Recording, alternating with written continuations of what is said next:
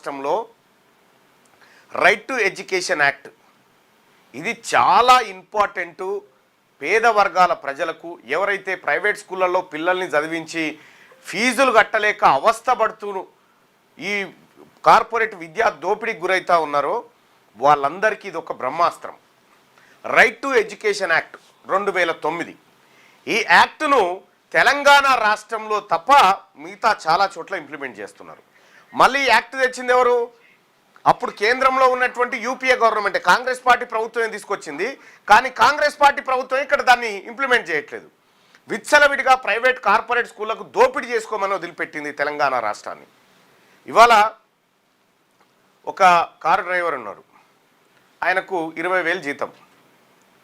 అలా 2 పిల్లలు ఉన్నారు, ఒకరొకరికి 55,000 ఫీజు ఏడాదికి.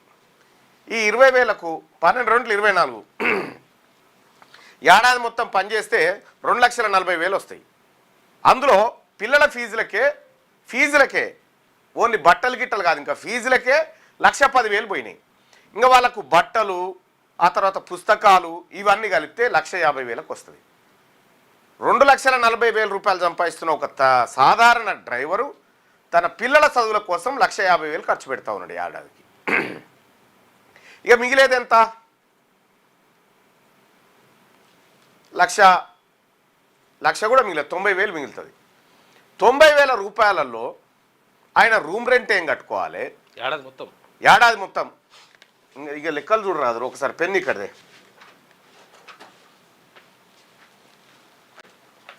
ఇక్కడ సాధారణ డ్రైవర్ జీతం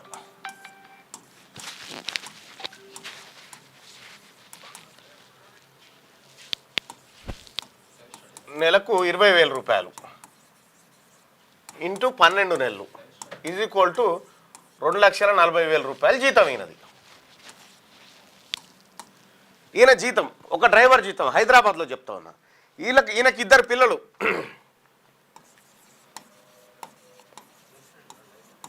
ఇద్దరు పిల్లల ఫీజు, పుస్తకాలు, బట్టలు, వాళ్ళ రవాణా అంతా కలిపి ఎంత అవుతుందంటే 1,50,000 అవుతుంది. 1,50,000 రూపాయలు అవుతుంది. ఇక ఈ పిల్లల చదువులు పోగా మిగిలింది ఎంత అంటే వాళ్ళకు 90,000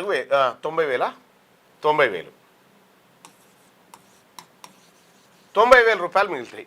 90,000 రూపాయలలో రూమ్ రెంట్ 10,000 వేసుకో, రూమ్ రెంట్ 10,000 వేసుకో, రూమ్ రెంట్ 10,000 వేసుకున్నా ఇది చాలా సరిపోదు. 1,20,000 దానికి పోతుంది. మళ్ళీ 1,20,000 దానికి. రూమ్ రెంట్ 5,000 వేసుకో, 5,000 పోనీ 45,000, ఇంకా 45,000 45,000 రూపాయలు పోయినాయి. ఆరోగ్యం, ఈ 45,000 రూపాయలు పోతే ఇంకొక 45,000 మిగులుతాయి. సర్ది, దగ్గు, దవాఖానా, మన్ను, మశాడం, రోగాలు, నొప్పులు వీటన్నిటికో 25,000 పోయినాయి అనుకో. ఇంకా మిగిలే 20,000 రూపాయలు. తిండి తికానా ఊర్లు కూడా మళ్ళీ వాళ్ళ తిండేంది, ఉప్పేంది, పప్పేంది, మళ్ళీ అప్పు చేయాల్సిందే. ఫోన్ రీఛార్జ్ ఏంది, ఇదే కదా. ఇగో ఈ ఫోన్ మాట్లాడు చక్రపాణి, ఇదే కదా మిగిలేది. ఇంకా దీంట్లో మళ్ళీ ప్రతి నెల అప్పు తీసుకురావాలి. అప్పు తీసుకొస్తే తప్ప ఈ కుటుంబం బతకదు. ఒకవేళ రైట్ టు ఎడ్యుకేషన్ కనుక ఇక్కడ ఇంప్లిమెంట్ అయితే, రైట్ టు ఎడ్యుకేషన్ RTE ఇది కనుక ఇక్కడ ఇంప్లిమెంట్ అయితే, ఈ ఫీజు ఉందా, ఈ 1,50,000 ఖర్చు ఉందా, ఇది ఎంతకు వస్తుంది ఎరికేనా? 25,000 అయిపోతుంది. 2 పిల్లలకు 25,000 ఎడ్యుకేషన్ అయిపోతుంది. నా మాట ఇంటే తల్లిదండ్రులారా, నా మాట ఇంటే ఇందులో 1,25,000 మిగులుతాయి మీకు. ఏది? ఈ కార్యక్రమంలో ఈ 1,25,000లోంచి మీరు మీ కుటుంబానికి 10,000 పెట్టి ఇంకెంత మిగులుతాయి చూడ్రి. RTE ఉంటే, రైట్ టు ఎడ్యుకేషన్ 2009 ఉంటే 1,50,000 రూపాయల ఫీజులు ఎంతకు వస్తాయి అంటే 25,000కు వస్తాయి. 25,000కు పడిపోతుంది. 25,000కు పడిపోతాయి. ఇక్కడ నీకు ఎంత మిగులుతుంది? ఇంకా 1,20,000. 1,50,000 మిగిలి ఏది పిల్లల ఫీజులు పాతాయి. దీంట్లో నీకు 1,25,000 మిగులుతాయి. 1,25,000 మిగులుతాయి. ఈ 1,25,000లో 10,000 రూపాయలు పెట్టి హెల్త్ ఇన్సూరెన్స్ చేయించుకున్నాం అనుకో, నీకు 1,15,000 రూపాయలు ఉంటాయి ఇంకా నీ దగ్గర ఓన్లీ ఎడ్యుకేషన్ మీదనే. హెల్త్ ఇన్సూరెన్స్ చేసుకుంటే ఇప్పుడు ఏమవుతుంది, మీ కుటుంబానికి అందరికీ ఎవరికైనా ఏమైనా ఇబ్బంది జరిగితే 1,00,000, 2,00,000, 3,00,000 రూపాయల వరకు మీకు హెల్త్ కార్డులు వస్తాయి. ఏ కార్పొరేట్ హాస్పిటల్ పోయినా ఈ కార్డులు నడుస్తాయి. మీకు ఇక్కడ ఎడ్యుకేషన్ బాధ పోతుంది, హెల్త్ బాధ పోతుంది. నీ ఎడ్యుకేషన్ హెల్త్ రెండు కలిపి 35,000 అయిపోతాయి. 35,000 అయిపోతాయి. ఇప్పుడేం జరుగుతూ ఉంది, 1,50,000 రూపాయల ఫీజు నీకు హెల్త్కి వచ్చేసరికి మళ్ళొక 45,000,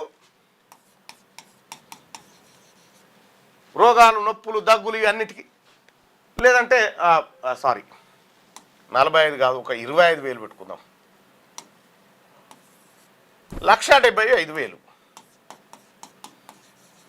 1,75,000 రూపాయలు నీవు ఇప్పుడున్నట్టే ఉంటే అవుతుంది.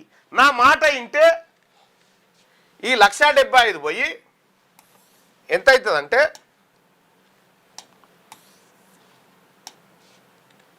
35,000. 35,000 అదే స్కూలు, అంతకంటే గొప్ప వైద్యము, ఇదంతా ఫ్రీగా దొరుకుతుంది. నీకు ఇది కావన్నా అది కావన్నా ఏది కావన్నా చూజ్ చేసుకో. ఇది కావాలంటే మట్టికి రైట్ టు ఎడ్యుకేషన్ యాక్ట్ ఇక్కడ ఇంప్లిమెంట్ చేయమని చెప్పాలి మనం, అంతే. ఇగో ఇది అమలు చేయించడం కోసమే ఈ నెల 26 తారీఖు నాడు ఇందిరా పార్క్ దగ్గర ఫీజులు కట్టలేక నానా యాతన పడుతున్నటువంటి తల్లిదండ్రులను అందరినీ అక్కడికి రమ్మని ఆహ్వానిస్తూ ఉంది తెలంగాణ రాజ్యాధికార పార్టీ. ఈ ఫీజులు ఎవరికి పోతాయి? ఇందులో 70% పైచిలుకు స్కూళ్ళు రాజకీయ నాయకులవే. మీకు ఆ వీడియోలో చెప్పిన 70% పైచిలుకు స్కూళ్ళు రాజకీయ నాయకులవే. కాబట్టి ఏం చేస్తున్నారు ఈ రాజకీయ నాయకులు, ఈ రైట్ టు ఎడ్యుకేషన్ యాక్ట్ను ఇంప్లిమెంట్ కాకుండా చూస్తున్నారు. ఇక్కడ రాకుండా చూస్తారు. ఎందుకంటే ఇలా దోపిడీ ఆగిపోతుంది కదా. 35,000కే సేమ్ క్వాలిటీతో సేమ్ హెల్త్, ఎడ్యుకేషన్ రెండు దొరుకుతూ ఉంటే 1,75,000 మీ తనకు గుంచుతా ఉన్నారు కదా. మరి ఏది కావాలి తల్లిదండ్రులారా, ఒకసారి ఆలోచన చేయండి. ఈ నెల 26 తారీఖు ఇందిరా పార్క్ దగ్గర ఆదివారం రోజు తల్లిదండ్రులకు చెప్తా ఉన్నా, ఎవరు సర్ది వాళ్ళు కట్టుకుని రారి. మీ పిల్లలకు మెరుగైన విద్యా వైద్యంతో పాటు మీకు డబ్బులు మిగులుతాయి. ఇగో ఏడాదికి 1,00,000 మిగిలే. ఏడాదికి మీరు అనవసరంగా ఎందుకు తగలబెడతా ఉన్నారు? వీళ్ళకు రైట్ టు ఎడ్యుకేషన్ యాక్ట్ ఉంది కదా. ఇది నా మాట కూడా కాదు, ఇంకా కొంతమందికి 35 కూడా తలగాయి. Free education, free. ఇదే స్కూల్లో రైట్ టు ఎడ్యుకేషన్ వచ్చిందనుకో, రైట్ టు ఎడ్యుకేషన్ 2009 యాక్టు మనం ఇక్కడ ఇంప్లిమెంట్ చేసినాం అనుకో, ఇక్కడ ఇంప్లిమెంట్ చేసుకున్నాం అనుకో, శ్రీ చైతన్య ఉంది, లేదా నారాయణ ఉంది, లేదా ఇంకొకటి ఉంది, పల్లవో ఇంకోటో లేకపోతే జాన్సనో ఇంకేదో ఇట్లున్నాయి కదా. ఇందులో మీ పిల్లగానికి 1,00,000 రూపాయలు కడుతున్నాం అనుకో, ఇందులో మీ పిల్లగానికి ఒక 80,000 కడుతున్నాం అనుకో, ఇందులో మీ పిల్లగానికి 70,000 కడుతున్నాం అనుకో. ఇప్పుడు ఏమవుతుందంటే, ఒకవేళ రైట్ టు ఎడ్యుకేషన్ వస్తే కనుక, యాక్ట్ వస్తే, మీ పిల్లగానికి ఈ యాక్ట్ ప్రకారం 25% సీట్లు ఫ్రీ. అంటే నువ్వు 1,00,000 కట్టాల్సిన పని లేదు. ఇదే శ్రీ చైతన్యలో నీ పిల్లగాడు ఫ్రీగా చదువుకోవచ్చు. 25% మంది నారాయణలో ఫ్రీగా చదువుకోవచ్చు. ఎందుకు వదులుకుంటారు ఈ ఆప్షన్? ఇది రైట్ టు ఎడ్యుకేషన్ యాక్ట్లో ఉంది. రైట్ టు ఇప్పుడు చూడరు, ఇగో నేను చూపిస్తా.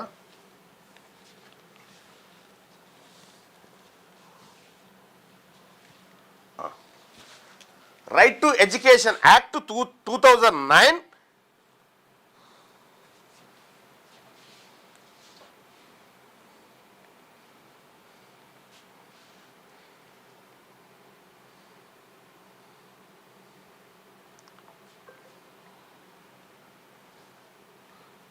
ఇగో ఇక భరత్ నీకు పంపిస్తాను చూడు.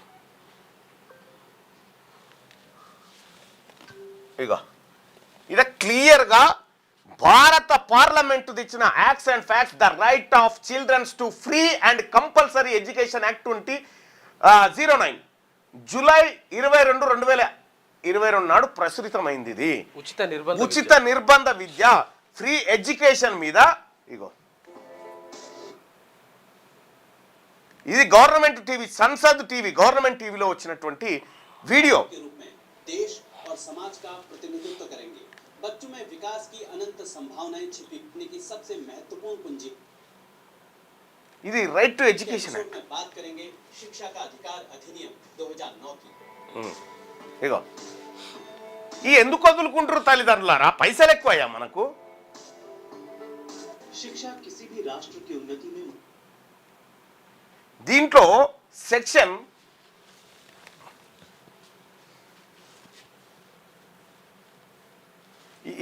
దీంట్లో సెక్షన్ 12(1) సెక్షన్ 12(1)(c) ప్రకారం 25% సీట్లు. ఈ ఏంటి మధ్యలోకి ఇవన్నీ 25% సీట్లు ఫ్రీగా మీ పిల్లలకు దొరికేటువంటి సీట్లు ఇవి.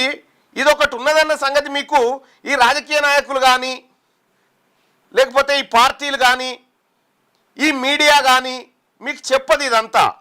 ఎందుకు చెప్పరు వీళ్ళంతా? ఎందుకు చెప్పరు అనంటే, ఒకవేళ మీకు ఇది తెలిస్తే వాళ్ళ దోపిడీ ఆగిపోతుందని చెప్పరు అన్నట్టు. అందుకోసమనే నేను ఆ సెక్షన్ చూపిద్దామని తీసిపెట్టినా కానీ దొరకలేదు.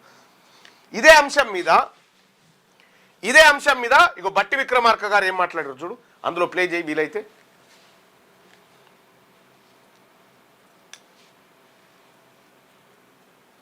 చూడండి బట్టి విక్రమార్క గారు ఏం మాట్లాడిండ్రు అసెంబ్లీలో ఉన్నప్పుడు చెప్పిండు, ఒకసారి చూడండి. అధ్యక్ష, విశ్వవిద్యాలయాలు పోయే ముందు నేను గవర్నమెంట్ ఆఫ్ ఇండియా తీసుకొచ్చిన రైట్ టు ఎడ్యుకేషన్ చట్టానికి సంబంధించి కూడా ప్రభుత్వానికి మీ ద్వారా గతంలో కూడా నేను రిక్వెస్ట్ చేశాను. ఈ చట్టాన్ని మన రాష్ట్రం ఎందుకు అమలు చేయట్లేదు? అసలు నాకు తెలిసి చాలా రాష్ట్రాలు దీన్ని అమలు చేస్తూ ఉన్నాయి. ప్రైవేట్ స్కూల్స్లో ఈ చట్టం ద్వారా గవర్నమెంట్ పిల్లల పేద విద్యార్థులకి రైట్ టు ఎడ్యుకేషన్ చట్టం ద్వారా కనీసం 25% వాళ్ళు సీట్లు అడ్మిషన్ ఇచ్చి వాళ్ళు విద్య నేర్పించాలి. మీరు ఎందుకు ప్రభుత్వం దీన్ని వాడట్లేదు, దీన్ని ఎందుకు ఇంప్లిమెంట్ చేయట్లేదని నేను అడుగుతూ ఉన్నాను. పదే దీన్ని సభలో మీ ద్వారా ప్రభుత్వ దృష్టికి తీసుకొని వస్తూ ఉన్నాను. తీసుకొని రండి సార్. అధ్యక్ష, ఇది చిన్న పనే. మీరు పిలిచి రివ్యూ చేసి ఈ చట్టాన్ని, ఇది భారత పార్లమెంట్ తీసుకొచ్చే చట్టం, ఈ రాష్ట్రం కూడా అందులోనే ఉంది. ఢిల్లీ లాంటి సిటీ కూడా ఆ ముఖ్యమంత్రి ఇంప్లిమెంట్ చేస్తూ ఉన్నాడు. బాగా బెనిఫిట్ అవుతుంది. పక్కనున్న ఆంధ్రప్రదేశ్ కూడా ఇంప్లిమెంట్ చేస్తున్నారని చెప్పారు. బాగా బెనిఫిట్ అవుతుంది. ఇది బట్టి విక్రమార్క గారు చెప్పినటువంటి మాట. ఇప్పుడు బట్టి విక్రమార్క గారు అధికారంలోకి వచ్చిన తర్వాత ఎందుకు ఇంప్లిమెంట్ చేస్తలేడు ఇది? ఎందుకంటే మన తల్లిదండ్రులు అడుగుతలేరు కాబట్టి. అడిగేటోళ్ళు లేనప్పుడు ఎందుకు పెడతారు? ఇగో ఇది అడగడం కోసమే ఇందిరా పార్క్ అడిగిపోదామని చెప్తా ఉన్నా. ఇది అడగడం కోసమే ఈ రైట్ టు ఎడ్యుకేషన్ ఇంప్లిమెంట్ చేయిస్తే మనకు సర్వం బాధలు పోతాయి. ఇదే అంశాన్ని నేను సభలో కూడా మాట్లాడినా, మీరు ఒకసారి చూడండి. ఇదే అంశాన్ని నేను సభలో మాట్లాడిన కాంగ్రెస్ పార్టీ నుంచి గెలిచిన తర్వాత కూడా. ఈ రాష్ట్ర ప్రభుత్వం ఇక్కడ ఇంప్లిమెంట్ చేయబోతా ఉందా లేదా అనేది ఒకటి సార్. రెండోది రైట్ టు ఎడ్యుకేషన్ యాక్ట్ ఒకటి ఉంది సార్. అది 2009 అనుకుంటా, మేబీ మా శ్రీపాల్ రెడ్డి గారు 2009 రైట్ టు ఎడ్యుకేషన్ సార్. అది ఇప్పటి వరకు కూడా ఇంప్లిమెంట్ చేయలేదు సార్. గతంలో కాంగ్రెస్ పార్టీ విపక్షంలో ఉన్నప్పుడు అప్పుడు ఎవరు అపోజిషన్ లీడర్గా ఉన్నటువంటి బట్టి విక్రమార్క గారు మాట్లాడడం జరిగింది సార్. ఆయన మాట్లాడుతూ మేము రైట్ టు ఎడ్యుకేషన్ ఇంప్లిమెంట్ చేస్తాము, ఈ ప్రభుత్వం ఇంప్లిమెంట్ చేయట్లేదు అని చెప్పింది సార్. మన ప్రభుత్వం అధికారంలోకి వచ్చి 2 సంవత్సరాలు అయింది సార్. మరి రైట్ టు ఎడ్యుకేషన్ పాలసీని ఇంప్లిమెంట్ చేస్తారా? ఆ పాలసీని పక్కకు పెట్టారు. ఈ పాలసీ కూడా ఏమైనా పక్కకు పెట్టే ఉద్దేశం ఈ ప్రభుత్వానికి ఉందా అనేది నాకు చిన్న మన. సో ఆ రోజు అడిగిన తల్లిదండ్రులారా, మీరు ఫీజులు ఎక్కువ కట్టాలనేటువంటి ఇష్టం ఉన్నటువంటి వాళ్ళు ఎవరైనా ఉంటే, మేము బాగా కడతాం మా పిల్లలకు ఫీజులు అనుకునే వాళ్ళు ఉంటే రాకండి. కానీ నిజంగా ఈ ఫీజుల వల్ల మొత్తం నాశనం అవుతున్నటువంటి కుటుంబాలు ఎవరైతే తల్లిదండ్రులు ఉన్నారో వాళ్ళు మాత్రమే రండి. వచ్చేటప్పుడు కొద్దిగా అన్నం కూడా తెచ్చుకోండి, వాటర్ బాటిల్ కూడా తెచ్చుకోండి. ఎందుకంటే ఇది మన పిల్లల జీవితం, గుర్తుపెట్టుకోండి. ఇక్కడ ఇవన్నీ చూడండి, ఈ సాక్షి దినపత్రికలు ఏమొచ్చిందండి? చెప్పని చదువుకు ఫీజులు వెలుగు దినపత్రికలో ఏమొచ్చిందండి? ప్రైవేట్ దోపిడీ 2 నెలల చదువులకు ఏడాది ఫీజు కట్టలేదని విద్యార్థిని ఎండలో నిలబెట్టిన వైనం. BSS school denies reentry to SC/ST students over pending fees. ఇగో school stops kids for taking exam. ఎందుకు? ఫీజు కోసం.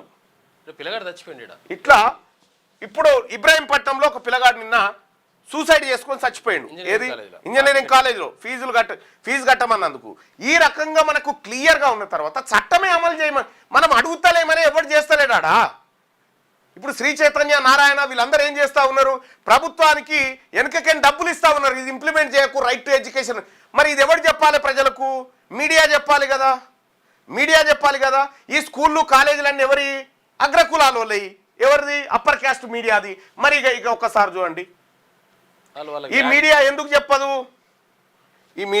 చెప్పదంటే ఇగో భారతదేశంలో మీడియా కుల ప్రాతినిధ్యాన్ని ఒకసారి ఇప్పుడు TV9లోనో NTVలోనో ఇలా రావు. ఇవి ఎందుకు రావు అనంటే మీరు ఆ ఛానల్లో చూస్తున్నంతసేపు ఏం జరుగుతుందంటే రెడ్లు, వెలమలు, కమ్మలు వీళ్ళు మాట్లాడిందే ఉంటుంది.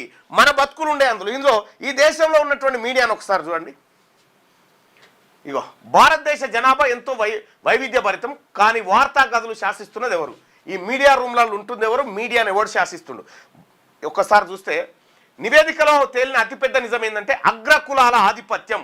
SC/ST మరియు OBC వర్గాలు కేవలం వార్తలుగా మాత్రమే. ఇక్కడ వారు వార్తలను రూపొందించేవారుగా వాళ్ళు ఉంటున్నారు. ఇక సర్వే చేసిన మొత్తం నాయకత్వ స్థానాలు సర్వే చేస్తే ఒక సర్వే రిపోర్ట్ ద్వారా తేలింది ఏంటంటే 121 చోట్ల పరిశీలిస్తే అగ్రకుల జర్నలిస్టుల పదవులు 106 ఉన్నాయి. అందులో పిడికేడు మంది లేని వాళ్ళు 106 మంది పెద్ద జర్నలిస్టులు అయి కూర్చున్నారు. ఇక వాళ్ళది షెడ్యూల్ SC/STలకు 0, ఒక్కడు లేడు మీడియాలలో. అంటే ఈ డిసైడ్ హిందీ టీవీ న్యూస్ ఛానల్లో 100% నాయకత్వ పదవులు అగ్రకులాల జర్నలిస్టుల చేతుల్లో ఉన్నాయి. మొత్తం డిబేట్లో మీరు ఇప్పటిదాకా నేను వచ్చేటప్పుడు మా ఇంట్లో TV9 పెడితే చూస్తూ ఉన్నా, వస్తుంటే వైసీపీ బుగ్గన తర్వాత ఇంకెవరెవరో మాట్లాడుతూ ఉన్నారు, బయట చేస్తూ ఉన్నారు. ఈ రెడ్డి బయటు, ఆ రెడ్డి బయటు, ఈ రెడ్డి బయటు, ఆ రెడ్డి బయటు, ఉరి అమ్మ ఈ వేలమాయన బయటు, ఆ వేలమాయన బయటు. ఇగో యాంకర్లు వార్తలను నడిపేవారు. ఇంగ్లీష్ టీవీ ఛానల్లో 75.6% అగ్రకులాల వాళ్ళే యాంకర్లు ఆడ కూర్చొని వార్తలు నడిపించేటోళ్ళు. హిందీ టీవీ ఛానల్లో 80.5% అగ్రకులాల వాళ్ళు. ఇంకా నీకు ఇదోటి ఉందని ఎందుకు చెప్తారు? అగ్రకులాలే టీవీ ఛానళ్ళు, అగ్రకులాలే విద్యా సంస్థలు. వాళ్ళు ఎందుకు చెప్తారు? ఫ్లాగ్షిప్ షోలలో ఒక్కరు కూడా దళిత, ఆదివాసీ లేదా OBC వర్గాలకు చెందిన యాంకర్ లేరు. డిబేట్ నడిపే దాంట్లో కూడా చూడరు ఎట్లా ఉందో కథ. 70% కంటే ఎక్కువ ప్రైమ్ టైం చర్చా కార్యక్రమాల్లో పాల్గొన్నది అత్యధికులు అగ్రకులాల వాళ్ళే. టీవీలో డిబేట్లలో కూర్చుంటారుగా ఇట్లా వాళ్ళే మొత్తం. అతిపెద్ద విషాదం ఏంటంటే హిందీ ఛానల్లో కుల వివక్షపై జరిగిన చర్చలకు ఆహ్వానించిన వారిలోనూ దాదాపు 70% కుల వివక్ష మీద మాట్లాడుతందుకు రెడ్లను వెలమల్ని అప్పర్ క్యాస్ట్లను కూర్చుని పెట్టిరు. వీళ్ళతోటే కదా కుల వివక్ష. ఎవరి సమస్యల గురించి చర్చిస్తున్నారో వారి గొంతుకే అక్కడ స్థానం లేకుండా పోయింది. 70% వ్యాసాలు రాస్తున్నది. పేపర్లలో వ్యాసాలు రాస్తారా? సరే, ఇప్పుడంటే కొన్ని పత్రికలు విజయక్రాంతి లేకపోతే వెలుగో ఇంకా కొన్ని పత్రికలలో మన వెనుకబడిన వర్గాల వాయిస్ ఇప్పుడు రాస్తూ ఉన్నారు. కానీ ఇగో వ్యాసాలు రాస్తున్నది ముద్రణ, డిజిటల్ మీడియా. 5 ఇంగ్లీష్ వార్తాపత్రికలు దళితులు మరియు ఆదివాసీలు రాసిన వ్యాసాలు కేవలం 5% లోపే. ఇక్కడ హిందీ వార్తాపత్రికల్లో కొంచెం మెరుగు, దళితులు మరియు ఆదివాసీలు రాసిన వ్యాసాలు 10%. డిజిటల్ మీడియా వెబ్సైట్లో ఇక్కడ ప్రచురితమైన వ్యాసాలు 72% అగ్రకులాలకు చెందిన వారు రాసినాయి. ఇంక వాళ్ళ భజన వాళ్ళు రాసుకోకపోతే ఎవడు రాస్తాడు? అసలు సమస్య భిన్నమైన గొంతులు వినిపించకపోవడము. అగ్రకులాల ప్రపంచ దృష్టికోణం ఎట్లా ఉంది? వార్తలను నిర్వహించే స్థాయిలో ఒకే వర్గం ఉండడం వల్ల ఈ వార్తలు కేవలం వారి దృష్టికోణాన్ని ప్రతిబింబిస్తాయి, మిగిలిన వార్తలు మరుగున పడిపోతాయి. కెర్నర్ కమిషన్ 1960 అమెరికన్ మీడియా ఆఫ్రికన్ అమెరికన్ల గొంతులను విస్మరించి ప్రపంచాన్ని కేవలం శ్వేతజాతిల కళ్ళతో చూసిందని ఈ కమిషన్ విమర్శించింది. కార్పొరేట్ ఇట్లా అనేకమైనటువంటి ఉదాహరణలతోటి ఇది ఉంది. మరి ఈ మీడియా మన ఫీజులు ఎక్కువైతా ఉన్నాయి, ఫీజుల దోపిడీ గురించి ఎందుకు ఏదో చిన్నగా రాస్తాయి. సపోజ్ నారాయణలో ఒక విద్యార్థి ఆత్మహత్య చేసుకుంటే ఓ కార్పొరేట్ కాలేజీలో విద్యార్థి ఒక కార్పొరేట్ స్కూల్ ఏంది? పేరు ఎందుకు రాయరు? పేరు రాస్తే వీడు అడ్వర్టైజ్మెంట్ ఇయ్యాడు కదా మళ్ళా. అందుకోసమే తల్లిదండ్రులారా, తెలంగాణ రాష్ట్రంలో రైట్ టు ఎడ్యుకేషన్ ఇంప్లిమెంట్ కావాలి. దానికోసం చలో ఇందిరా పార్క్. మన పిల్లల చదువుల భారం అంతా తగ్గిస్తాం, పిల్లల చదువుల భారం అంతా తగ్గిపోతుంది. రండి, రైట్ టు ఎడ్యుకేషన్ ఇంప్లిమెంట్ చేసుకుందాం. ఇది కాంగ్రెస్ పార్టీ, బీఆర్ఎస్ లేకపోతే ఇంకో పార్టీ వీళ్ళు చేయరు. ఈ ఉద్యమం ఎందుకు చేయరంటే వీళ్ళే దోపిడీదారులు కాబట్టి, వీళ్ళు చెయ్యరు. తల్లిదండ్రులారా, పిల్లల ఫీజులు కట్టలేక అవస్థపడుతున్నటువంటి సామాన్య కుటుంబ సభ్యులారా, మీ అందరికీ ఆహ్వానం. రండి, రైట్ టు ఎడ్యుకేషన్ ఇక్కడ ఇంప్లిమెంట్ చేసుకుందాం. తమిళనాడులో ఏ విధంగానైతే ఆ ఫీజులు పెంచాలంటే తొక్కి నారదీస్తారు. ఈడ ఎందుకు పెరుగుతూ ఉంది అడ్డగోలుగా? 1వ తరగతికి 50,000 ఉంటుంది, 2వ తరగతికి పోయేసరికి అది 60,000-70,000 పెరుగుతూ ఉంటుంది. ఎట్లా పెరుగుతున్నాయి? ఎట్లా ఈ దోపిడీ? విద్య అనేది సేవ అని చెప్పింది సుప్రీంకోర్టు సేవ అని చెప్పింది. దాంతో ఎవడు వ్యాపారం చేయకూడదని చెప్పింది. కానీ ఇక్కడ జరుగుతుంది వ్యాపారమే. కాబట్టి రారి తల్లిదండ్రులారా, ఆ రోజు ఏం చేయబోతా ఉన్నాం, మీరు ఎవరిని సంప్రదించాలి? ఇక్కడ ఒకసారి వీడియోలో చూడండి. ఈ వీడియోని దయచేసి చూస్తున్నటువంటి మిత్రులారా, ఈ వీడియోని మీరు మీ కుటుంబ సభ్యులకు షేర్ చేయండి. అలాగే ప్రైవేటు విద్యా ఫీజులు కట్టలేకపోతున్నటువంటి ఎవరైతే తల్లిదండ్రులను వాళ్ళకి షేర్ చేసి, ఆదివారం పూటనే కదన్నా సినిమాలకు, షికార్లకు, వీన్ పార్టీ అని పోతూ ఉంటాం కదా, మీ పిల్లల కోసం ఒక్కసారి రారాదానికి, మన పిల్లల భవిష్యత్తు కోసం ఒక్కసారి వాని కోసం మాట్లాడదాం రారాదుని, మన బిడ్డ జీవితం కోసం మాట్లాడదాం రారాదుని. ఇందిరా పార్క్ కాడికి 26 తారీఖు, ఈ 26 తారీఖు ఆదివారం ఉదయం 10 గంటలకు మీరు ఎట్లొస్తారో రారి. ఇంత నీళ్ళు తెచ్చుకోరి, ఇంత ఆకలి అవుతుంది, అన్నం కట్టుకొచ్చుకోరి, కానీ రారి. పిక్నిక్ పార్కులో పొంట పోతారు కదా, ఈ పార్క్ కాడికి రారి. ఆదివారం పిల్లల్ని తీసుకొని పార్కుల కాడికి పోయాక ఈ పార్క్ కాడికి రారి. ఆడ తినేది ఈడ తిందురు రారి. ఈడ మన బతుకుంది, ఈడ మన జీవితం ఉంది. రండి, ఈ వీడియో ఒకసారి చూడండి. ప్రైవేటు స్కూళ్లలో పిల్లలను చదివిస్తున్న తల్లిదండ్రులారా, మీకు ఈ విషయం తెలుసా? తెలంగాణ రాష్ట్రంలో ఒకే ఒక్క ఏడాదికి ఈ కార్పొరేట్ స్కూళ్ళు, కాలేజీలు ఎంత పెద్ద దందా చేస్తున్నాయో తెలుసా?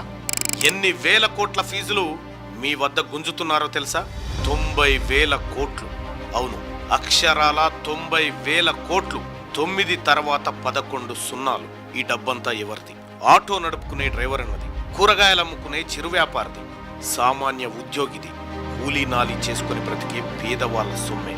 అంటే అది మన సొమ్మే. ఉచితంగా అందాల్సిన విద్యను వ్యాపారంగా మార్చింది ఎవరు?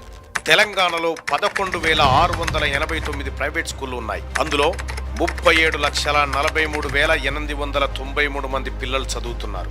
ఇందులో మీ పిల్లవాడు కూడా ఉన్నాడు కదా.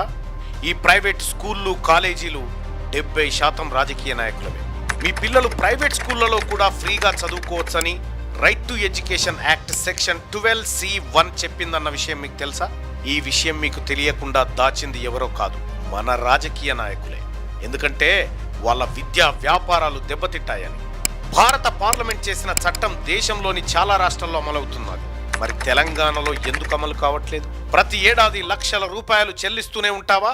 లేదంటే రాజ్యాంగం ఇచ్చిన హక్కును అమలు చేయాలని డిమాండ్ చేస్తామా? అందుకే హైదరాబాద్ పేరెంట్స్ మేల్కొన్నారు. రైట్ టు ఎడ్యుకేషన్ యాక్ట్ అమలుకు గొంతెత్తుతున్నారు. రండి, ఫీజుల దోపిడీని ఖతం చేద్దాం, మన పిల్లల భవిష్యత్తును తీర్చిదిద్దుదాం. చలో ఇందిరా పార్క్. తీన్మార్ మల్లన్నగా నేను వస్తున్నా. మరి ఫీజులు కట్టలేక అవస్థపడుతున్న తల్లిదండ్రులారా, మీరు వస్తున్నారా? ఒక్కరోజు రండి. ఏప్రిల్ 26, 2026న ఉదయం 11 గంటలకు కలుద్దాం. మన హక్కు మనం సాధించుకుందాం. జై తెలంగాణ.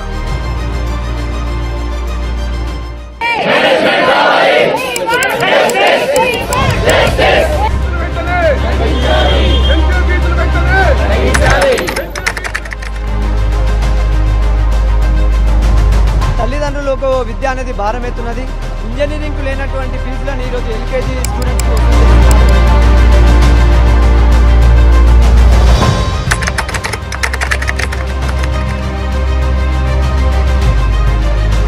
ప్రైవేట్ దోపిడీని కట్టడి చేయడానికి, పేదవాడి విద్యను అందించడానికి 2009లో విద్యా హక్కు చట్టం తీసుకొచ్చుకున్నాం సార్. Right to education. ఇప్పటి వరకు తెలంగాణ రాష్ట్రం అసలు ఈ చట్టాన్ని ఇంప్లిమెంట్ చేయలేదు.